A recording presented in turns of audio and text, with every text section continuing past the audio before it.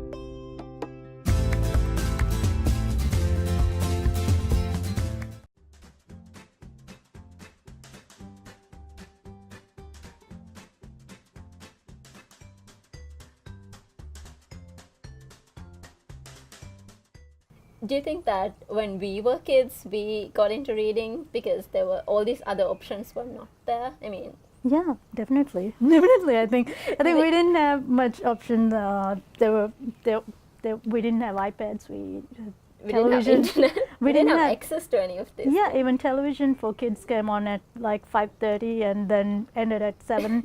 So we didn't have all those options, and we had a lot of imagination. That is true. That is true.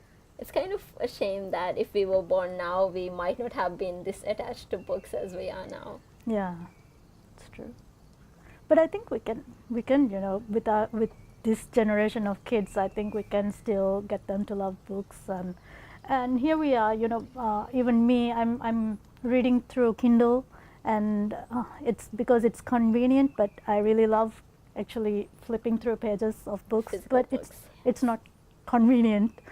At the time I got the Kindle, I had my daughter, and she was small. I would carry her with one arm, and then so it was difficult to flip pages from a book. So it So was you so I wanted it in my one hand to flip it, with thumb. So that's when I got the Kindle. How do you find time to read with all of your other duties? To be honest, I don't get much time to read now. I wish I had more time to read, but I really don't. So right now I'm reading like 3 or 4 books, and I read it, piece by piece when I feel like it.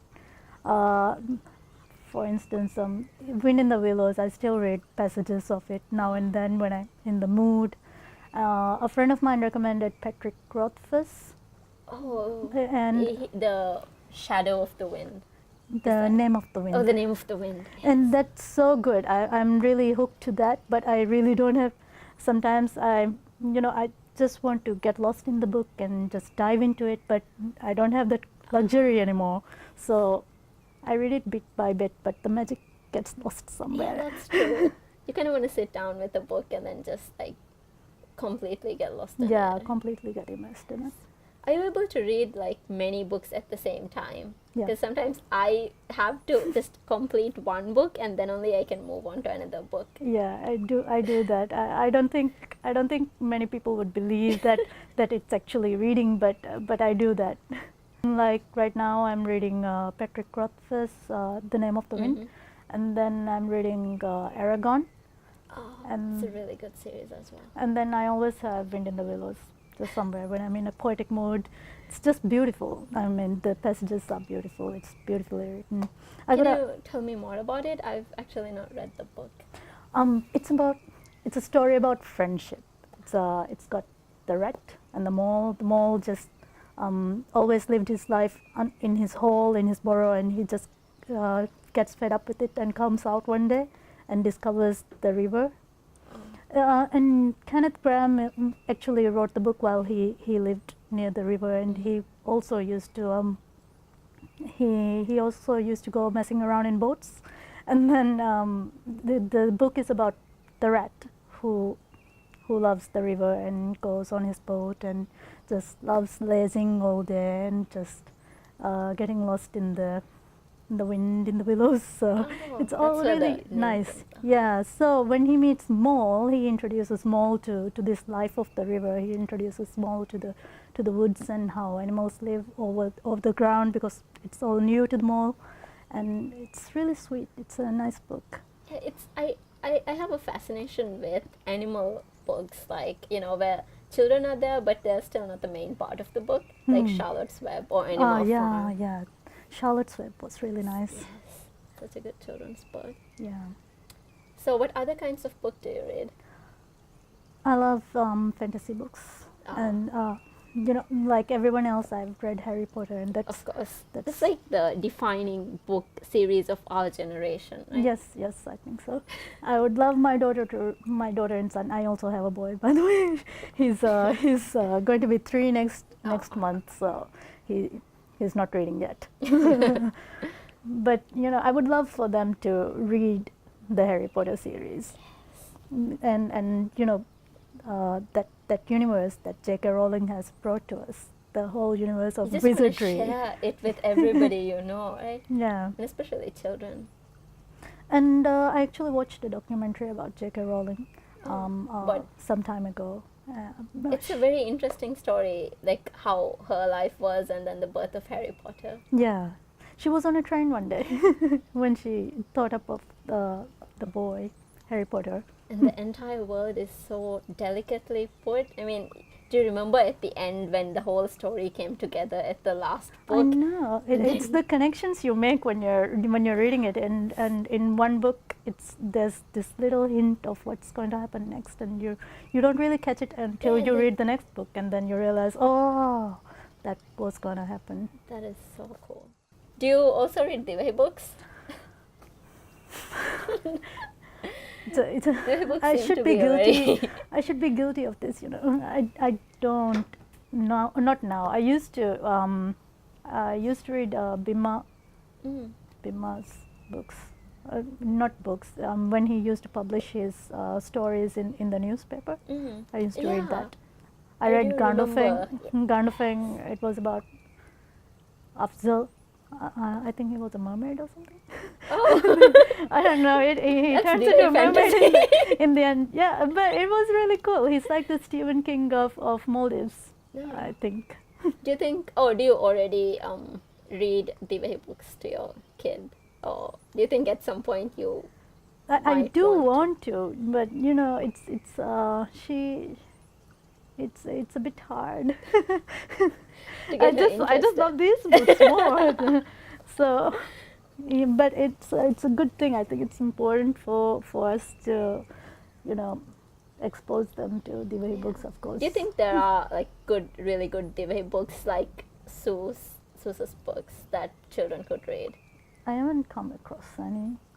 I mean, Divya folk stories are really I read. something.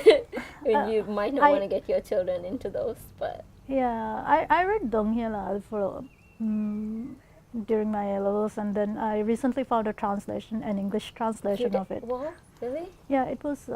I forgot who wrote it, but it was really good, you know, and you really see the culture in there, and the way our ancestors, you know, fended for themselves, their traditions and everything. It's really cool. I feel like if there were more translations of all Divya books, people would actually read them. Yeah. But then we would lose the touch of language. Yeah, that's true. That's true. But still, you know, Paulo Coelho, he's so popular all around the world, and he used to write. He used to write in Portuguese. He was from Brazil. He's from Brazil, right? Yeah. So if we maybe had those classic Divya books made in English translations and then People put could out see across our, the world. Yeah, that would be really beautiful. Yeah.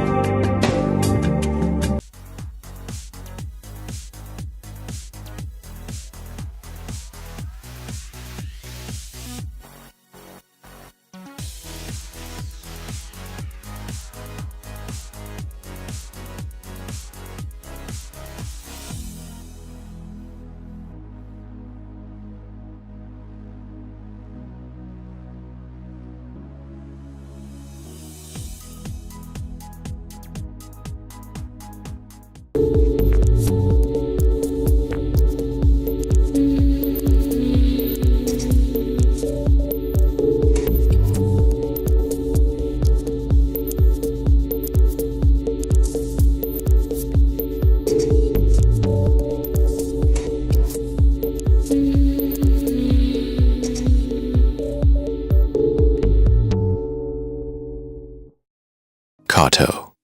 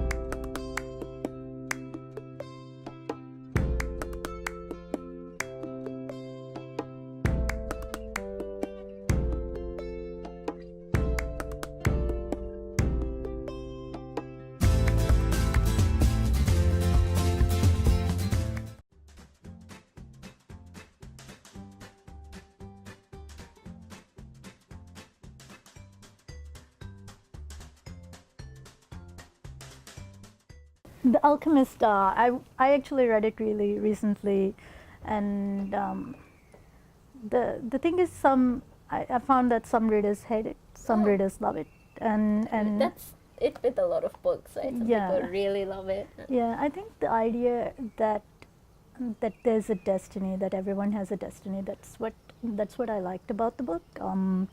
That you have a life purpose, and when you feel that you need to do something, you have to go and do it. You have Yeah, to there's reach this that whole point. journey. Yeah, and this book is about a shepherd, Spanish shepherd Santiago, and he dreams about treasures under the Egyptian pyramids, and he knows that he needs to make this journey, even though it seems impossible.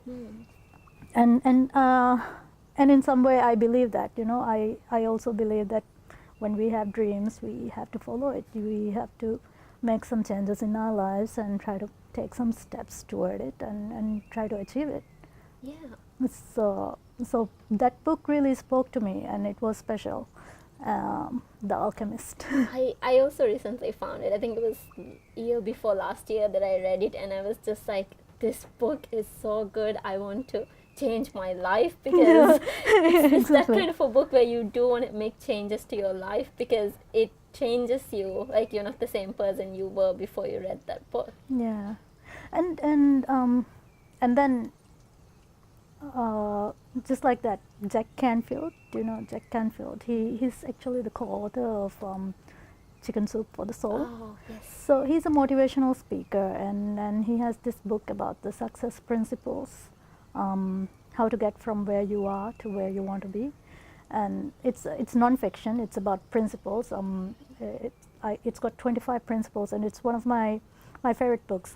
When I started working, I used to work at the Auditor General's office, and Mr. Ibrahim Naim, the general at the time, he loved collecting books, and he used to keep them in the office library. So in that collection, I found this book. I discovered it, and I loved it. So I bought a copy for myself, and I really followed it. The principles behind it, and I believe it works. Yeah. When I was a teenager, I swore by this book, which is also a non-fic, called 7 Habits of Highly Effective Teenagers. Highly effective teenagers. Yes. Okay. It was such a good book, and I was just doing everything according to the book, and it actually did change my whole perspective about friendship and like goal setting and things like that. Yeah. So, do you read a lot of non-fics, or do you gravitate more towards fiction? Well, I do read self-development books. So, yeah. Because I believe you have to work on yourself as well. So but my absolute favorite book was that book by Jack Canfield, and then recently I got a book about silence. It's I forgot. I can't pronounce the name of the author. It was highly regarded by Dalai Lama. It's about meditation and breathing exercises, and finding calm and peace within yourself. So that's also one of the books I loved.